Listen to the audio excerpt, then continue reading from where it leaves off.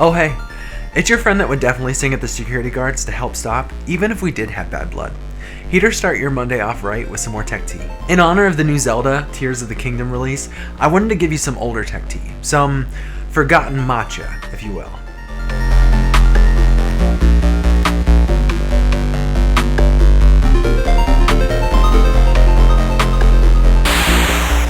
We all know The Legend of Zelda is known for its in-depth puzzles and vast dungeons you need to explore and conquer to beat each game. Aonuma has done a great job of making these newer titles flow easier and never leaves you scratching your head on what to do next. But that wasn't always the case. Older Zelda titles, they left you guessing.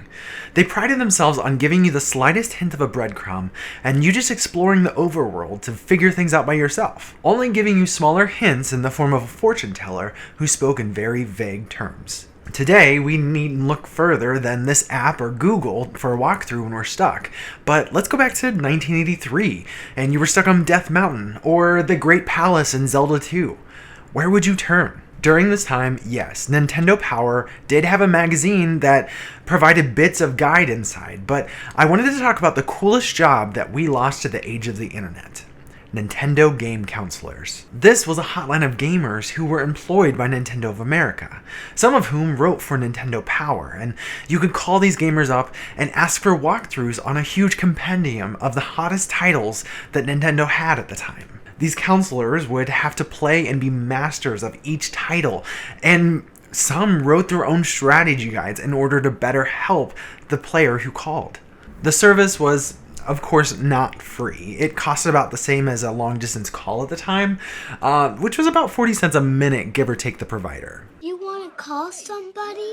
I know what you're thinking. This has to be one of the coolest jobs ever, and to a lot of people, it was. Being selected for the position was no easy task. When the hotline started, they had over 800 applicants just in the Seattle area, and only 33 of those were chosen. The hotline ran from 1987 all the way up to 2005. During its last few years, it would limit the number of games and only serve pre-recorded messages for walkthroughs. But it had some stiff competition with companies like Prima Strategy Guides and free websites like Game FAQs and Game Winners. They finally shut its doors forever in 2005, and so with it, one of the coolest careers to have ever existed. I'm sure you've seen the millions of clips of Tears of the Kingdom circulating this app, and if you have the means, you should totally check it out because it's such a cool game. I tragically have not hit enough followers on this app to live stream here, but I am planning on streaming it elsewhere on a site that rhymes with Switch for now. That's it for today. I hope you had a great weekend, and I'll see you all tomorrow.